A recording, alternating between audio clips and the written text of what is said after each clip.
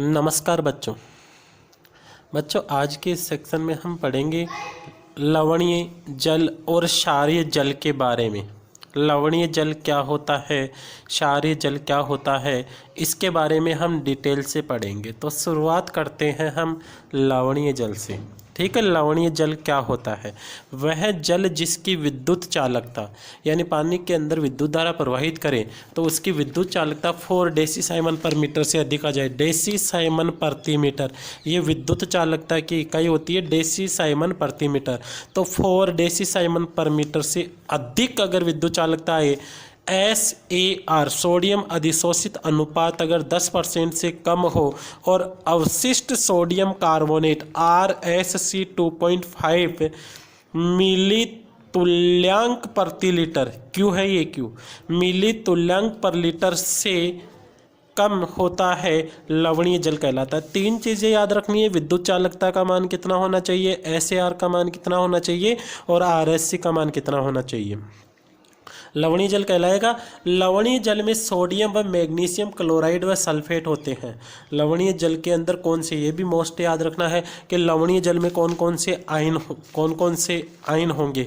तो सोडियम के क्लोराइड जैसे NaCl, सोडियम के सल्फेट जैसे Na2SO4, मैग्नीशियम के क्लोराइड जैसे MgCl2, मैग्नीशियम के सल्फेट MgSO4। तो सोडियम और मैग्नीशियम के क्लोराइड और सल्फेट होते हैं। तो क्या याद रखना है, लवणीय जल में सोडियम व मैग्नीशियम के क्लोराइड व सल्फेट होते हैं। परिभाषा याद रखनी है, परिभाषा क्या होगी अच्छी तरह देखना। वह जल जिसकी विद्युत चालकता 4 डेसीसाइमन पर मीटर से अधिक, SAR 10% से कम, RSC 2.5 मिली तुल्यांक पर लीटर से कम होता है, लवणीय जल कहलाता है। इसमें सोडियम व मैग्नीशियम के क्लोराइड व सल्फेट होते हैं। सोडियम व मैग्नीशियम के क्लोराइड व सल्फेट पाए जाते हैं। दूसरा है क्षारीय जल, वही 3 बातों पे आंसर देना है। विद्युत चालकता 4 डेसीसाइमन पर मीटर, अब इसमें क्या होगा, सारे ही अधिक होंगे। विद्युत चालकता 4 डेसीसाइमन पर मीटर से अधिक, अवशिष्ट सोडियम कार्बोनेट, सोडियम अधिशोषित अनुपात 15% से अधिक, 15% से अधिक और RSC 2.5 मिली तुल्यांक पर लीटर से अधिक होता है, क्षारीय जल कहलाता है। तो ये दोनों परिभाषाएं याद करनी है कि किसे तो हम लवणीय जल कहेंगे, किसे हम क्षारीय जल कहेंगे।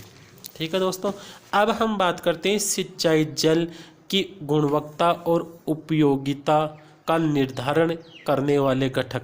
यानी जो सिंचाई युक्त जल है उसकी गुणवत्ता का, उसकी उपयोगिता का निर्धारण हम किस प्रकार से करेंगे कि ये जल है वो श्रेष्ठ है या नहीं है, इनकी उपयोगिता का, इनका निर्धारण हम किस प्रकार से करते हैं, इसके बारे में हम चर्चा करते हैं। तो सबसे पहले हम बात करते हैं भाई जल के अंदर घुलनशील लवण भी, जो जल हमें दिया है या जो कुएं के अंदर या जो नलकूप में है ना, जो जल है उसमें घुलनशील लवण कितने हैं, उन घुलनशील लवणों के आधार पर, तो घुलनशील लवणों की मात्रा को हम विद्युत चालकता की सहायता से पता लगाते हैं। भाई किसी जल के अंदर अगर लवण ज़्यादा घुले होंगे तो उस लवण की विद्युत चालकता भी अधिक होती है। अगर कोई लवण है और उस लवण के अंदर अधिक मात्रा में, मतलब कोई जल है और उस जल के अंदर अधिक मात्रा में लवण घुले हैं तो उसकी विद्युत चालकता अधिक होगी।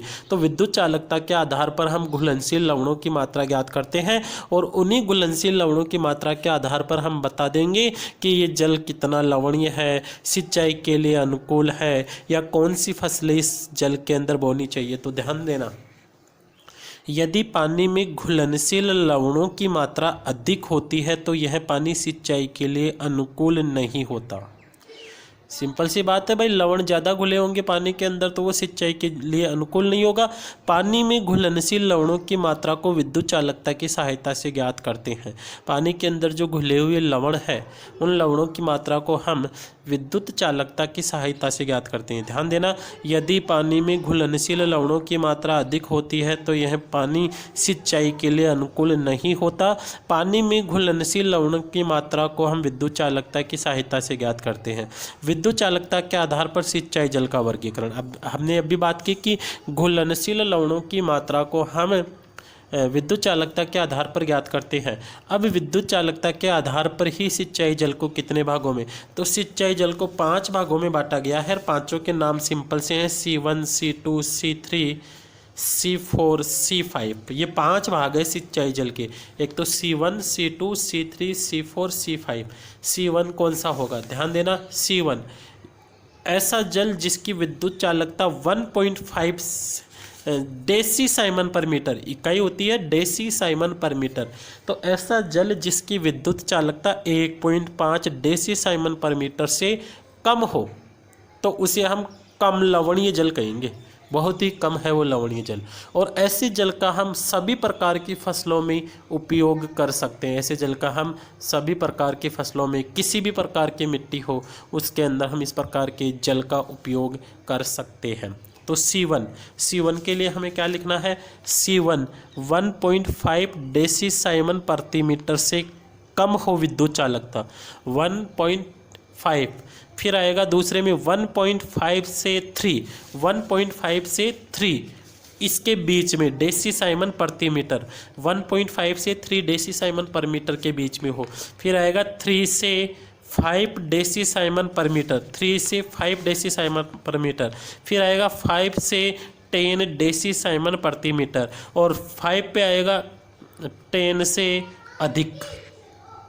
अब इसको समझना, चालकता तो सिंपल से याद रह जाएगी। C1 होता है 1.5 डेसी साइमन पर मीटर से कम। C2 यानी 1.5 से कम, 1.5 से 3, 3 से 5, 5 से 10, 10 से अधिक। यानी इस आधार पर हम चालकता को बता सकते हैं भाई। अब अगर आपको बता दें कि 3 से 5 के बीच में अगर किसी जल की चालकता आ जाए तो वो C3 प्रकार का जल होगा। C1 प्रकार का होता है वो कम लवणीय, ये होता है दूसरा मध्यम लवणीय। कम, मध्यम, अधिक, बहुत अधिक, ये यहाँ पे आएगा बहुत अधिक, बहुत अधिक यहाँ पे है ना। और अत्यधिक मतलब बहुत अधिक, ये थोड़ा सा करेक्शन कर लेना, अत्यधिक नीचे आ जाएगा। भाई अत्यधिक का मतलब बहुत अधिक, अधिक से भी अधिक है ना, बहुत अधिक और अधिक से भी अधिक अत्यधिक। तो कैसे याद रखोगे, कम, मध्यम, अधिक, बहुत अधिक और अत्यधिक, ये 5 प्रकार के हो गए। कम तो C1, अधिक मध्यम C2, C3 अधिक, C4 बहुत अधिक और C5 अत्यधिक, ये 5 प्रकार का हो गया जल। कम लवणीय, मध्यम लवणीय, अधिक लवणीय, बहुत अधिक लवणीय और अत्यधिक लवणीय। अब कम लवणीय की तो हमें बताया 1.5 से कम, 1.5 से 3 चालकता है विद्युत चालकता, 3 से 5, 5 से 10, 10 से अधिक। तो ये सिंचाई जल का वर्गीकरण कर दिया है 5 भागों में। किसके आधार पर है ये, विद्युत चालकता। विद्युत चालकता किनसे प्राप्त होती है, घुलनशील लवणों से। यानी घुलनशील लवणों की मात्रा के आधार पर ये विद्युत चालकता बताई गई है। ध्यान देना, C1 यह सामान्य जल है जो सभी प्रकार की फसलों एवं सभी प्रकार की मिट्टी में उपयोगी है। जो अभी बताया ना C1, तो C1 तो सामान्य जल हो गया, कम लवणीय होता है तो सभी प्रकार की फसलों और सभी प्रकार की मिट्टी में के लिए उपयोगी होता है। दूसरा C2 यह मध्यम लवणीय पानी है जिसका उपयोग सभी फसलों एवं मध्यम गठन वाली मिट्टियों में किया जाता है। मध्यम लवणीय है ना सभी फसलों में, लेकिन मध्यम गठन वाली मतलब लवणीय मिट्टी नहीं होनी चाहिए। कहीं लवणीय मिट्टी हो जाए, लवणीय जल हो जाए तो वो बहुत अधिक हानिकारक होगा फसलों के लिए। C3 ये अधिक लवणीय होता है, अधिक लवणीय है ना, इसका उपयोग लवण सहनशील फसलों के लिए, यानी ऐसी फसल हो जो लवणता को सहन कर सके, जैसे मोटे दाने वाले अनाज वाली फसलों के अंदर इसका उपयोग किया जा सकता है।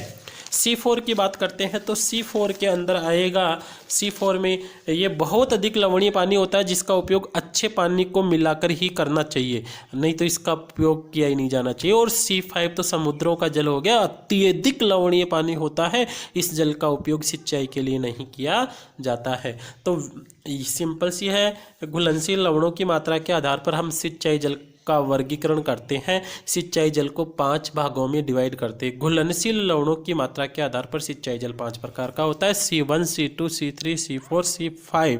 ठीक है। दूसरा है सोडियम अधिशोषण अनुपात SAR, सोडियम अधिशोषण अनुपात SAR पूरा नाम है, शॉर्ट में SAR कहते हैं। SAR का फॉर्मूला होता है सोडियम आयन बटे रूट मैग्नीशियम कैल्शियम अपॉन 2। तो ये SAR का मान अगर हम ज्ञात करेंगे तो SAR का मान अब सिंपल सा है, वही 5 भागों में बांटा गया है SAR के आधार पर सिंचाई जल को। सोडियम अधिशोषित अनुपात यानी सोडियम कितनी मात्रा में है उस पानी के अंदर, उस सोडियम की मात्रा के सोडियम के अनुपात के आधार पर सिंचाई जल को 5 भागों में बांटा गया है। S1 S2 S3 S4 S5। इससे क्षारीयता मापेंगे ना, कम क्षारीय, मध्यम क्षारीय, अधिक क्षारीय, बहुत अधिक क्षारीय, अत्यधिक क्षारीय, वही बातें आ गई। फिर इसमें 10 से कम, 10 से 20, 20 से 30, 30 से 40, 40 से अधिक, ये SAR के आधार पर। और वही बातें वापस आ जाएगी कि जो SA1 है वो सामान्य जल होता है जिसका उपयोग सभी फसलों में, सभी प्रकार की मिट्टी में किया जा सकता है। ये मध्यम क्षारीय पानी होता है, इसका उपयोग सभी प्रकार के फसलों में व मध्यम गठन वाली मिट्टी में किया जाता है। जो हमने घुलनशील लवणों की मात्रा देखी, विद्युत चालकता के आधार पर देखा, अंतर कितना सा है, वहाँ हमने लवणीय लिखा, इसको क्षारीय लिखेंगे। वहाँ C1 C2 लिखा था, यहाँ पे S1 S2 S3 S4 S5 लिखेंगे। तो S3 क्या होता है, यह अधिक क्षारीय जल होता है, इसका उपयोग हल्के गठन वाली मृदा में और क्षार संकट वाले सहन करने वाली फसलों में, यानी क्षार की मात्रा को सहन कर सके ऐसी फसलों में ही। बात करें हम S4 की, ये बहुत अधिक क्षारीय पानी है, इसका उपयोग हल्के गठन वाली मिट्टी में व क्षार सहन करने वाली मिट्टी में। जबकि S5 होता है, ये अत्यधिक क्षारीय होता है, इसका उपयोग सिंचाई के अंदर कर ही नहीं सकते। ये दूसरा प्रकार। तीसरा है अवशिष्ट सोडियम कार्बोनेट।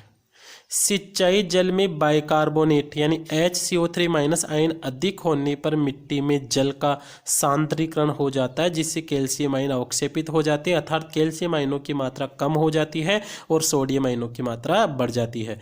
इस समझ लेना, हाइड्रोकार्बोनेट जिसे बाइकार्बोनेट कहते हैं, अगर इसकी मात्रा अधिक हो जाएगी तो कैल्शियम आयन तो अलग हो जाएंगे, सोडियम आयनों की मात्रा बढ़ जाएगी। इसको ज्ञात करने का, SAR को ज्ञात करने का सूत्र है, SAR को ज्ञात करने का फॉर्मूला देखो आप, कार्बोनेट प्लस बाइकार्बोनेट माइनस होगा कैल्शियम प्लस मैग्नीशियम, यानी कार्बोनेट और बाइकार्बोनेट आयनों की सांद्रता को जोड़ना है, कैल्शियम मैग्नीशियम को घटाना है। इसके आधार पर सिंचाई जल को 3 भागों में बांटा गया है, 1 2 3। पहला तो RSC है ना, मिली तुल्यांक पर लीटर में, 1.25 से कम, 1.25 से 2.5 और 2.5 से अधिक, 3 भागों में बांटा गया है। पहला सुरक्षित जल होगा, दूसरा सीमांत होगा और तीसरा असुरक्षित। यानी जल लेंगे हम और RSC ज्ञात करेंगे। अगर 1.25 से कम आ जाए तो सुरक्षित, 1.25 से 2.5 के बीच में आ जाए तो सीमांत और 2.5 से अधिक आ जाए तो सुरक्षित। ठीक है भाई, ये तो सुरक्षित है, किसी भी प्रकार की मिट्टी, किसी भी प्रकार की। ये सीमांत है, इसके लिए विशेष प्रकार की मिट्टी और विशेष प्रकार की फसलों में ही इसका उपयोग किया जा सकता है। जबकि असुरक्षित जल तो किसी प्रकार की मिट्टी में इसको हम उपयोग में नहीं ले सकते हैं। बोरोन व अन्य हानिकारक तत्व, तो बोरोन, लिथियम, क्लोरीन, फ्लोरीन आदि विषैले तत्व होते हैं। यदि सिंचाई जल में इनकी मात्रा अधिक होती है तो फसल की उपज पर बुरा प्रभाव पड़ता है। बोरोन की मात्रा 5 ppm से ज़्यादा नहीं होनी चाहिए, लिथियम की मात्रा 5 ppm से अधिक नहीं होनी चाहिए, क्लोरीन और फ्लोरीन की मात्रा 15 ppm से अधिक नहीं होनी चाहिए। अगर इनसे अधिक है, ये WHO विश्व स्वास्थ्य संगठन WHO के द्वारा प्रमाणित किया गया मान है, अगर इससे ज़्यादा मात्रा होती है तो वो फसलों के लिए फिर हानिकारक होती है। ppm पार्ट पर मिलियन, मिलियन का मतलब होता है 10 लाख, यानी 10 लाख में जैसे 10 लाख ग्राम पानी लिया तो उसमें 5 ग्राम बोरोन हो सकता है, इससे ज़्यादा हानिकारक है। अगर 10 लाख ग्राम आप पानी लेते हो और उसमें 5 ग्राम लिथियम है तो ठीक है, चलने वाली बात है। क्लोराइड 15 ग्राम, इससे ज़्यादा हानिकारक है। फ्लोराइड इनसे ज़्यादा हानिकारक होता है। ठीक है, खारे पानी का प्रबंधन कैसे करें फिर हम, जैसे खारा पानी है मान लिया, अब इसका प्रबंधन कैसे करें, तो सिंचाई चक्कर तैयार करना चाहिए। सिंचाई चक्कर मतलब एक बार तो मीठे पानी से सिंचाई करें, एक बार खारे पानी से। समय मतलब अगर लवणीय भूमि में अधिकतर फसलों की औसत उपज प्राप्त करने के लिए मिट्टी में 50% मतलब थोड़ी थोड़ी मिट्टी सूखने लगे ना, फिर ही सिंचाई कर देनी चाहिए। मात्रा लवणीय भूमि में अधिक पानी देना चाहिए। अंतराल कम अंतराल के बाद में ही सिंचाई करनी चाहिए। लवणीय जल का उपचार किस प्रकार से करें हम? लवणीय जल का उपचार दोस्तों, ये जो वीडियो है इसको आप यूज कीजिए, इसको रोकिए और जो नोट्स है उनको आप उतारिए, क्योंकि नोट्स उतारने के बाद में आप अच्छी तरह से इनको रीडिंग भी लगा लोगे ना, तो आपका ये लेसन कंप्लीट हो जाएगा, समझ में भी आ जाएगा आपको कि इस लेसन में हमें क्या क्या पढ़ना है, क्या क्या याद करना है। ठीक है, तो लवणीय जल के उपचार। लवणीय जल, अच्छी किस्म के जल से तनुकरण। लवणीय जल में अच्छी किस्म के पानी को मिलाकर प्रयोग करना चाहिए। लवणीय जल एवं अच्छी किस्म के जल से एकांतर क्रम में सिंचाई करके अच्छी उपज प्राप्त की जा सकती है। सुधारकों से उपचार। यदि मिट्टी का पीएच व सोडियम की मात्रा अधिक होती है तो जिप्सम, गंधक, पाइराइट, गोबर की खाद आदि का प्रयोग करना चाहिए। यदि आरएससी का मान 2.5 मिली तुल्यांक पर लीटर से अधिक होता है तो जिप्सम का उपयोग करना चाहिए। जल में आरएससी के मान को 1 से कम करने के लिए 25 किलोग्राम जिप्सम की आवश्यकता होती है, ये भी याद रखो भाई। आरएससी अगर ज़्यादा है आरएससी तो कम करना चाहिए। 1 कम करने के लिए हमें 25 किलोग्राम शुद्ध जिप्सम को पानी के अंदर मिलाना चाहिए। ठीक है दोस्तों, तो ये लेसन आपका कंप्लीट है। इस लेसन के सभी वीडियो देखिए और नोट्स तैयार कीजिए। धन्यवाद।